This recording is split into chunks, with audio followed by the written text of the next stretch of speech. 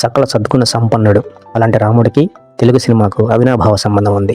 అలనాటి లవకుశ నుండి నేటి శ్రీరామరాజ్యం వరకు రామగాథను గానం చేసినవే, రాముడి గొప్పతనాన్ని తెలిపినవే.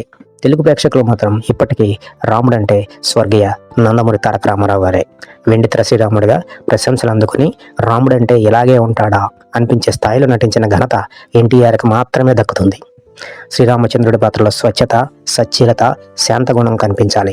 శ్రీరాముడికి పాత్రకు ఏ మేరకు నటించాలో అంతగా నటించి అద్భుతం అనిపించారు ఎన్టీఆర్. ఇక రామాయణంపై వచ్చిన మరో అద్భుత వెండితెర కావ్యం శ్రీరామరాజ్యం. లవకుశ సినిమాకు రీమేక్గా తీసిన ఈ సినిమాలో శ్రీరాముడిగా బాలకృష్ణ అద్భుత అభినయం చేశారు.